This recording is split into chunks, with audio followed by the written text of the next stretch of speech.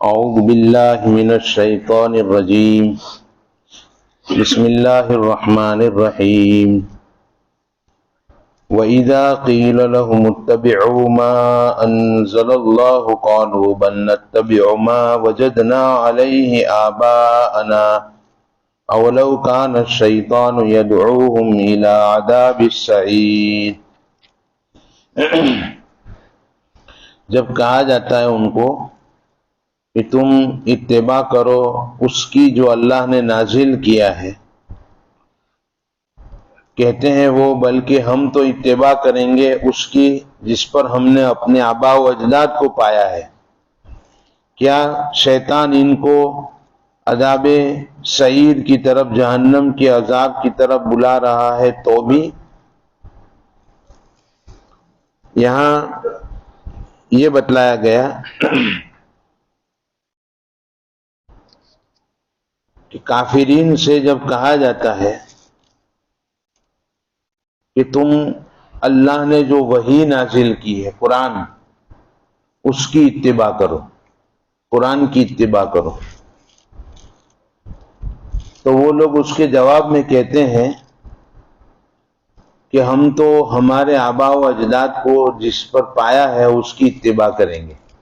پچھلے لوگوں کو آباء و اجداد کفر و شرک کرتے تھے تو اسی کے اوپر چلے آ رہے ہیں، تو گویا کہ ما وجدنا آباءنا، ہم نے ہمارے آباء و اجداد کو جس مذہب پر پایا اس مذہب کو چھوڑیں گے نہیں۔ تو اللہ تعالیٰ فرما رہے ہیں کہ شیطان ان کے آباء و اجداد کو جہنم کی طرف لے جا رہا تھا تو بھی ان کی اتباع کرو گے؟ وہ تو جہنم کی طرف لے جا رہا تھا شیطان کو۔ اور شرک کی ابتدا کیسے ہوئی میں نے بتلایا تھا۔ تو یہاں پر تم لوگوں کے پاس کوئی دلیل تو ہے نہیں،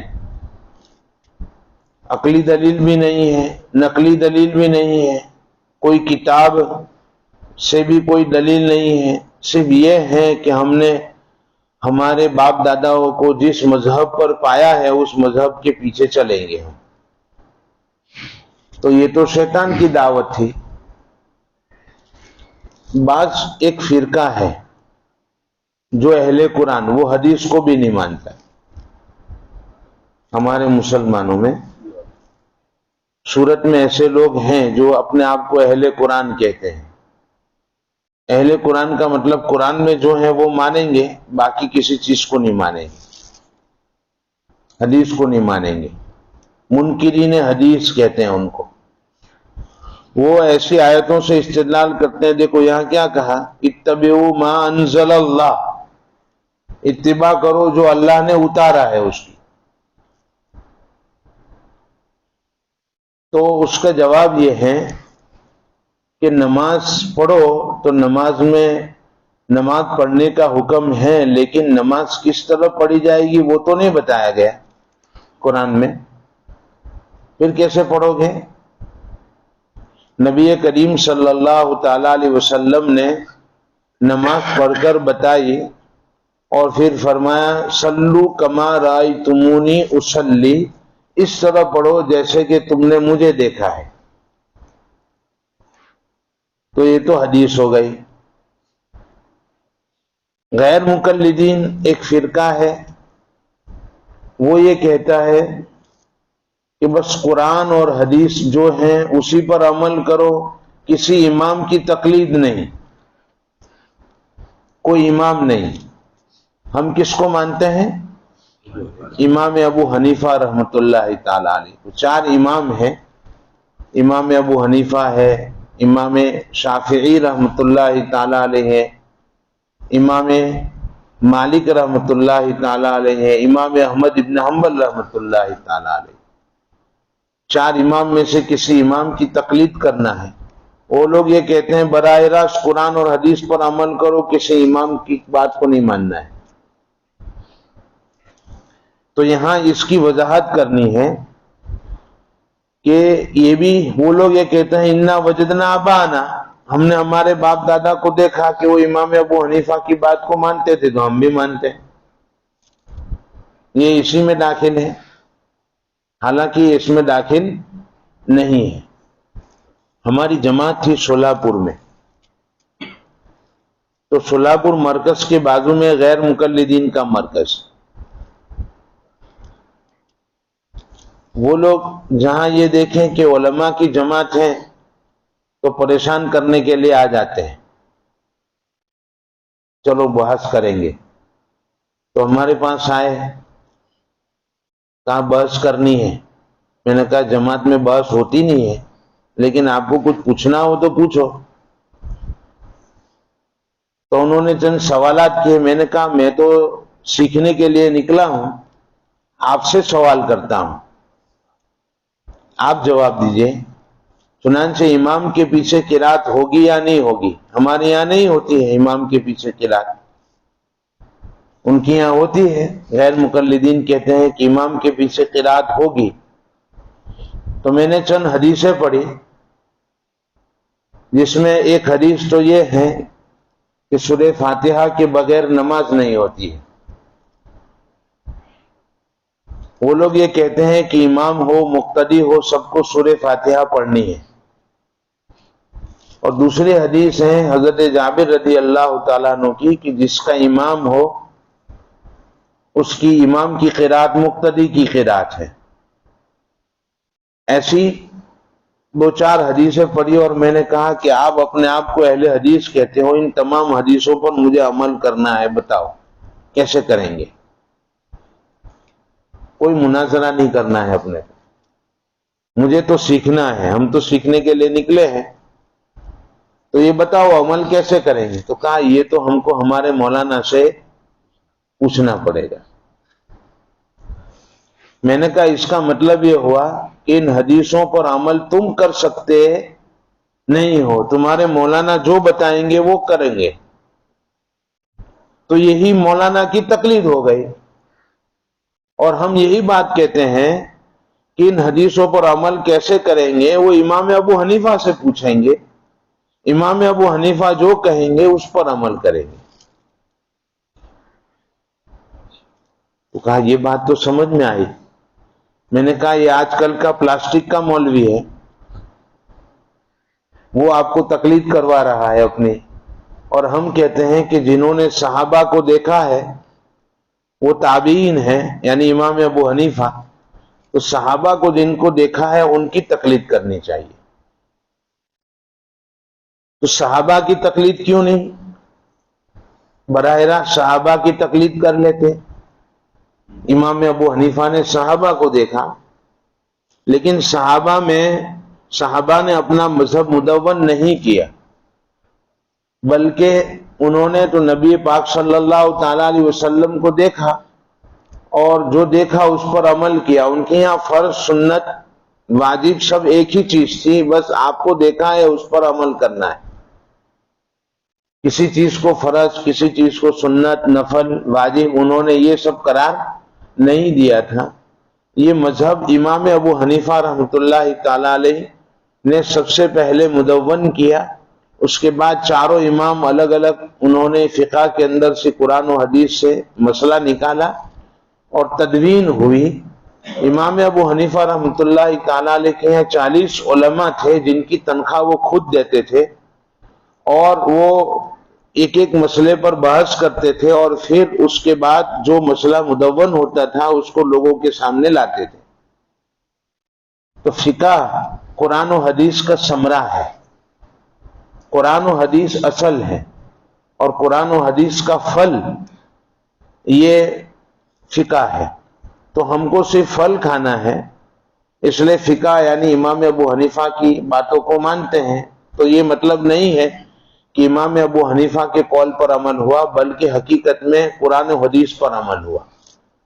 انہوں نے قرآن و حدیث سے جو مسئلہ مستنبط کیا تھا وہ ہمیں بتایا، تو قرآن و حدیث پر عمل ہوا۔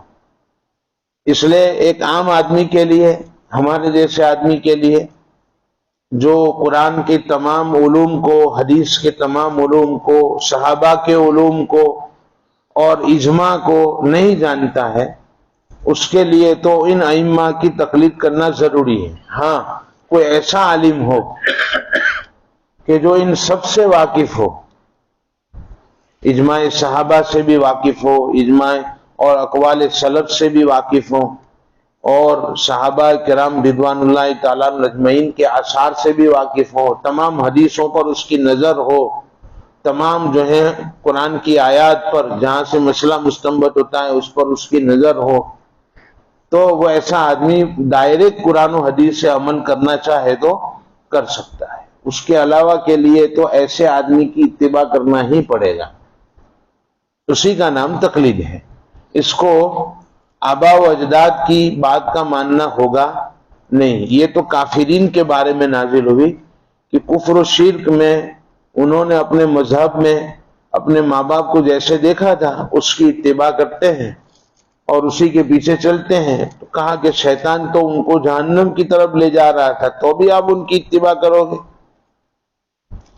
دلائل توحید بیان کرنے کے بعد اللہ تعالیٰ فرماتے ہیں وَمَن يُسْلِمْ وَجْهَهُ إِلَى اللَّهِ وَهُوَ مُحْسِنٌ فَقَدِ اسْتَمْسَكَ بِالْعُرْوَةِ الْوُثْقَى وَإِلَى اللَّهِ عَاقِبَةُ الْأُمُورِ، جس نے اپنی ذات کو جھکا دیا اللہ کے سامنے، اپنے آپ کو جھکا دیا، حال یہ کہ وہ مخلص ہو، اخلاص ہو، محسن ہو، تو اس نے مضبوط حلقہ پکڑ لیا۔ مضبوط حلقہ آ گیا۔ آدمی فساد میں ہو، پانی ہو، سیلاب ہو، تو کوئی مضبوط سہارا چاہیے۔ تو فتنوں کا فساد ہے، فتنوں کا سیلاب ہے، اس میں مضبوط سہارا کیا ہے کہ اللہ کے حکم کے سامنے اپنے آپ کو جھکا دو، اخلاص کے ساتھ، اخلاص کے ساتھ جھکا دو، ہر عمل میں اخلاص ہو۔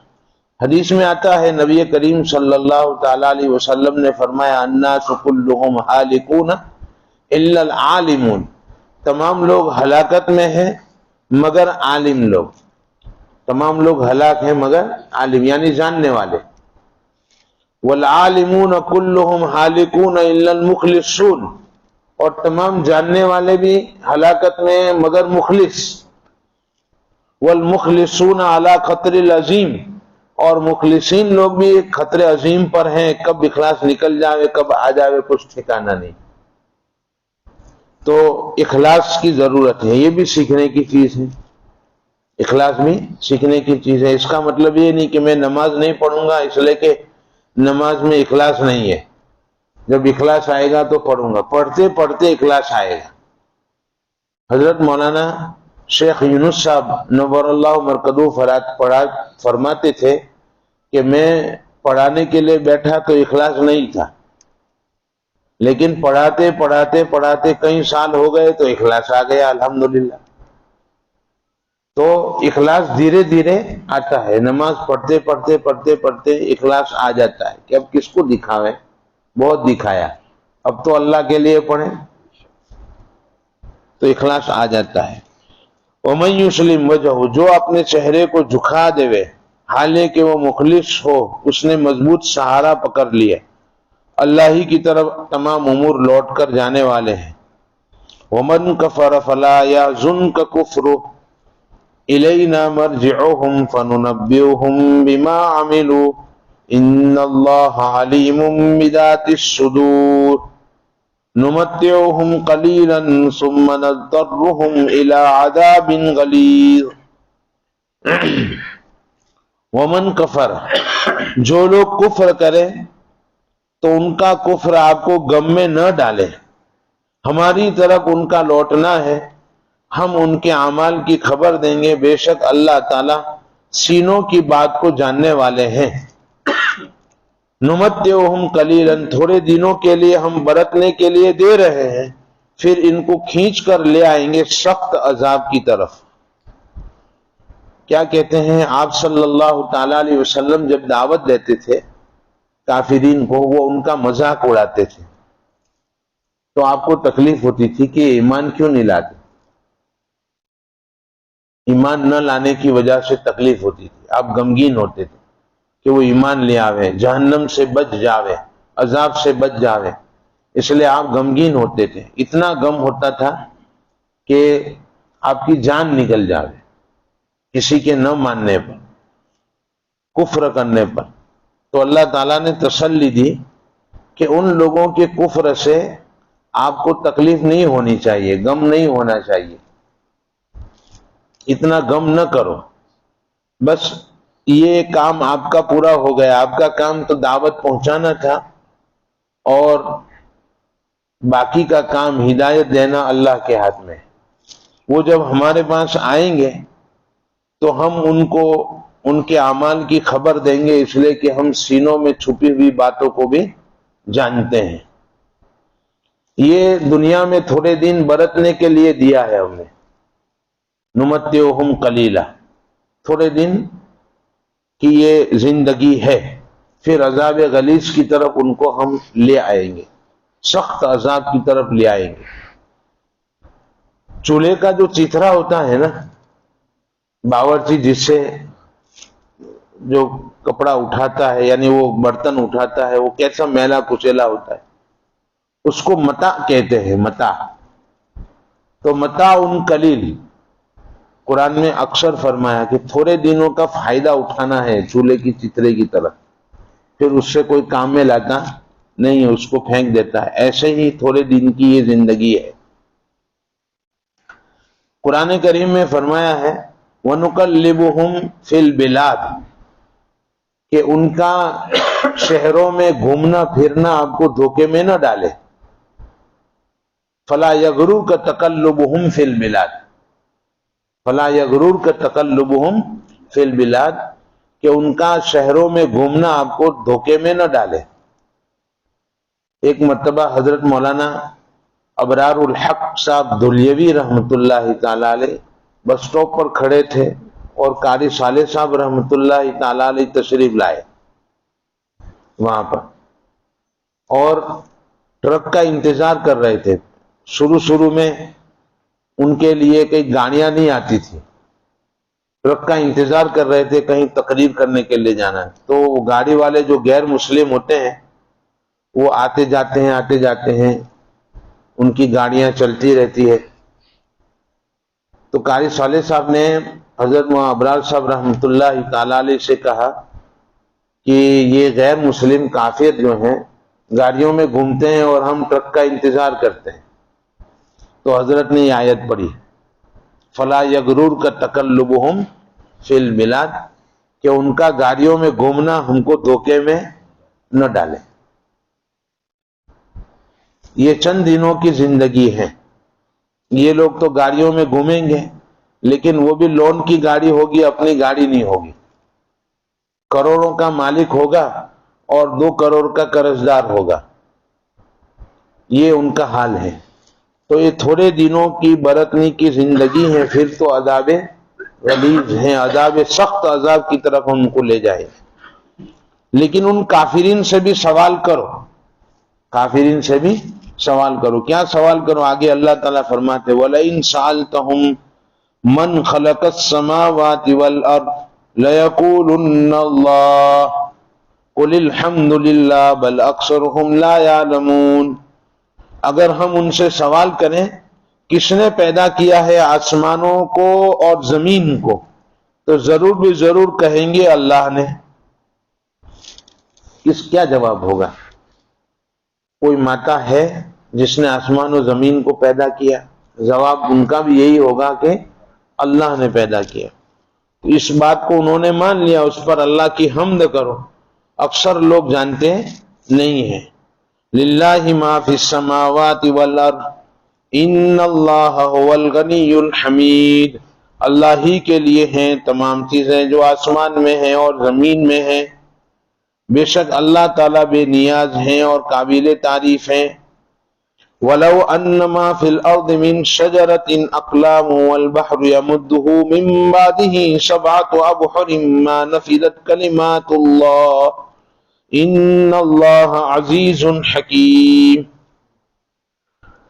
اور اگر زمین میں جو درخت ہیں ان کی قلم بنا دی جاوے اور سمندر کو روشنائی بنا دیا جاوے، اور اس کے بعد 7 سمندر روشنائی بنایا جاوے، تو بھی اللہ کی کلمات پورے نہیں ہوں گے۔ بے شک اللہ تعالیٰ زبردست طاقت والے اور حکمت والے ہیں۔ مثال دی اللہ تعالیٰ کی علم کی، علم ازلی کی، کہ اللہ تعالیٰ کا علم کتنا ہے؟ تو کہا اللہ تعالیٰ کا علم ہے کہ فرض کرو، مثال سے سمجھایا کہ دنیا میں جتنے درخت ہیں ان سب کا کتنا بنایا جاوے، قلم، اتنے قلم بنائے، کتنے قلم بنیں گے؟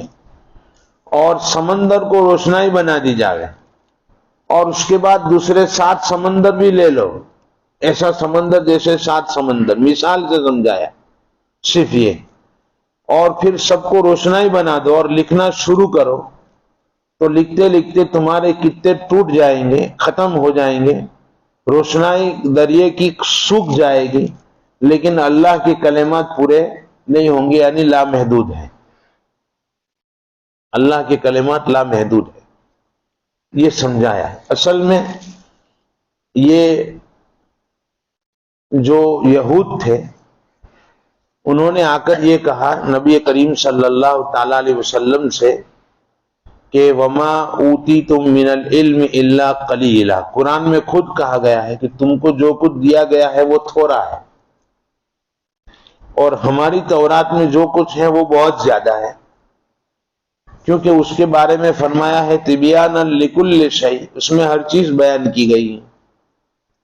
تو تورات میں بہت سارا علم ہے، قرآن میں تو تھوڑا سا ہے، خود قرآن کہہ رہا ہے، اور تورات کے بارے میں قرآن کہہ رہا ہے تبیانا لکل شیء، یہ اشکال کیا۔ تو نبی پاک صلی اللہ تعالی علیہ وسلم نے فرمایا کہ جو کچھ میرے پاس ہے، جو انبیاء کے پاس ہے، جو کچھ تورات میں ہے، وہ اللہ کے علم کے مقابلے میں قلیل ہے، کیونکہ وہ تو ختم ہو گیا ہے، الف لام میم سے ناس تک میں بات ختم ہو گئی، تو وہ قلیل ہے، اور اللہ کا علم بہت زیادہ ہے، اس کے مقابلے میں یہ بہت تھوڑا ہے۔ تو تورات میں تھوڑا ہے، اور اس تھوڑے میں سے بھی تم کو تھوڑا علم حاصل ہے، پورے قرآن کا، پورے تورات کا علم حاصل نہیں، تو تم کو زیادہ کہاں سے ہو گیا علم؟ اور پھر دیگر انبیاء پر جو کچھ اترا وہ بھی حضرت اللہ کی علم کے مقابلے میں تھوڑا ہے۔ تو اللہ نے نبی پاک صلی اللہ تعالی علیہ وسلم کی تائید میں یہ آیت اتاری اور لوگوں کو سمجھایا کہ اللہ کا علم تو ایسا ہے کہ آپ اس طریقے سے لکھنا شروع کرو تو یہ سب کچھ ختم ہو جائے گا، ما نفدت کلمات اللہ، لیکن اللہ کے کلمات ختم نہیں ہوں گے، اللہ کا علم ختم نہیں ہوگا۔ انشاءاللہ کل دیکھیں گے۔ سبحان اللہ و بحمدہ، سبحانک اللہم و بحمدہ۔